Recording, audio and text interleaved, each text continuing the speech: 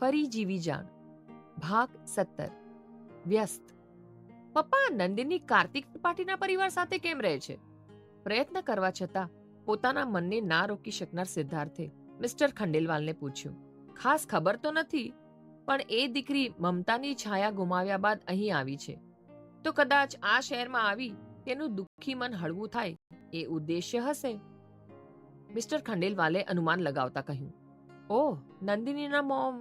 સિદ્ધાર્થ વાક્ય અધૂરું મૂક્યું, જાણેથી નંદિનીનું દુઃખ પોતીકું લાગ્યું. કેન્સર હતું મિસિસ અગ્રવાલને. આ અગ્રવાલ અને ત્રિપાઠી પરિવાર બંને ફેમિલી ફ્રેન્ડ્સ છે. વર્ષોથી જ બંને પરિવાર વચ્ચે ગાઢ સંબંધ છે, મિસ્ટર ખંડેલવાલ કહી રહ્યા હતા. સિદ્ધાર્થ કાર ચલાવતા બધું સાંભળી રહ્યો હતો. અતિશય કેન્દ્રિત થઈ નંદિની કોઈ પુસ્તક વાંચી રહી હતી. કાર્તિક પાછળ આવીને ઊભો રહ્યો. આજે ઊંઘી ના ગઈ તું અહીં? લાગે છે કંઈક ઇન્ટરેસ્ટિંગ સબ્જેક્ટ વાંચે છે. કાર્તિકે સામે આવીને ઊભા રહેતા કહ્યું. હા, આજે હું બિઝનેસ રિલેટેડ આપણો વિષય વાંચું છું. નંદિનીએ સહજતાથી ઉત્તર આપ્યો ને પુસ્તક બંધ કરી બાજુ પર મૂકી દીધું. બિઝનેસ? મને એ એક બાબત નથી સમજાતી કે તારા જેવું વ્યક્તિત્વ ધરાવતી વ્યક્તિને બિઝનેસ ભણવામાં આટલો રસ કેમ છે? કાર્તિકે આશ્ચર્યથી પૂછ્યું. બિઝનેસ એક એવી વસ્તુ છે જેમાં એકવાર માણસ સફળ થઈ જાય પછી એ માણસને ખૂબ વ્યસ્ત બનાવી દે છે, અને મારે વ્યસ્ત બની જવું છે. નંદિનીએ વિશ્વાસભર્યા પોતાના પ્રત્યુત્તર સાથે કાર્તિક સામે જોયું. તો તું MBA કરે છે એ પણ આટલું સિરિયસ બનીને, કેમ કે તારે માત્ર વ્યસ્ત બની જવું છે? એ જ રીતે જે રીતે તારી જિંદગીના મહત્વના સંબંધો વ્યસ્ત બની ગયા છે? કાર્તિકે અતિશય વ્યક્તિગત પ્રશ્ન પૂછી લીધો હતો, અને નંદિની કાર્તિકને જોઈ રહી. કોઈને આટલી સહેલાઈથી સમજી લેમાં, નહીં તો દુઃખી થઈશ. કોઈને સલાહ ન આપતી નંદિનીએ કાર્તિકને સલાહ આપી તે વધુમાં બોલી.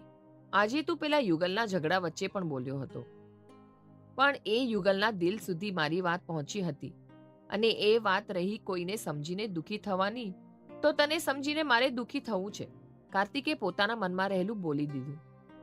હા, તો સાંભળ, હું એટલા માટે જ વ્યસ્ત બની જવા માંગુ છું, અને એવી જ રીતે વ્યસ્ત બની જવા માંગુ છું જેવી રીતે મારી આસપાસના લોકો વ્યસ્ત હતા. તેમને મને ક્યારેય સમય નથી આપ્યો, તો હું પણ તેમને સમય આપવા નથી માંગતી. નંદિની ભાવુક બની પોતાની લાગણીઓને વહેંચવા લાગી. હું એક વધારામાં જન્મેલી વ્યક્તિ છું. મારી કોઈને પરવા નથી, ના તો કોઈ પાસે મારા માટે સમય છે. એટલો પણ સમય કે મને જણાવી શકે કે મારી માં કેન્સર જેવા રોગથી પીડાય છે, હું એના દુઃખમાં સામેલ થઈ શકું, એટલો હક પણ મને કોઈએ નથી આપ્યો. અને આને મારી બદકિસ્મતી જ કહી શકાય. નંદિનીએ પોતાની જાતને રડતા રોકી અને મક્કમતાથી બોલી. હશે, બધાનું જીવન અલગ હોય છે. મારું આટલું જીવન તો મેં પુસ્તકો વચ્ચે ઘેરાઈને વિતાવી દીધું. કોઈ પાસે સમય ના હોય તો કંઈ નહીં, કોઈ મને કંઈ પણ જણાવવાનું યોગ્ય ન સમજતું હોય તો પણ કંઈ નહીં, કોઈ મારા પ્રશ્નોના ઉત્તર ન આપે તો પણ કંઈ નહીં. મારે જે મહત્વના ઉત્તર જોઈતા હતા જિંદગીમાં એ મને મેં વાંચેલા પુસ્તકોમાંથી મેળવી લીધા છે. જીવન જેવું ચાલતું હોય એમ ચાલવા દેવાય. તો બધાનું જીવન વ્યસ્ત ચાલે છે તો હું પણ વ્યસ્ત બની જાઉં. કદાચ એ રીતે હું પણ થોડું જીવી લઈશ, જેમ બધા જીવે છે એમ. નંદિનીએ કહ્યું ને બેન્ચ પર પડેલું પુસ્તક હાથમાં લઈ કાર્તિકની બાજુમાંથી પસાર થઈ ઘર તરફ વળી. ચાલો, ભૂતકાળની વાત ના કરીએ, પણ આવતીકાલમાં તો કોઈ એવું પ્રવેશશે જ તારી જિંદગીમાં જેની પાસે તારા માટે સમય હશે, અને જેની સાથે તું સમય વિતાવવા માંગીશ. કાર્તિકે પાછળ વળતા કહ્યું. ના તો એવું કોઈ હતું અને ના તો એવું કોઈ પ્રવેશશે, પછી તો કિસ્મત, નંદિનીએ કહ્યું અને જતી રહી. કાર્તિકના સેલફોનની રિંગ વાગી. કાર્તિકે વિચારોમાંથી બહાર નીકળીને ફોન ઉપાડ્યો.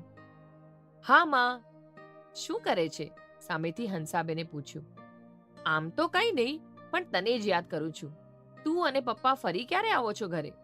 કાર્તિકે ઘર તરફ જવા ડગ માંડ્યા.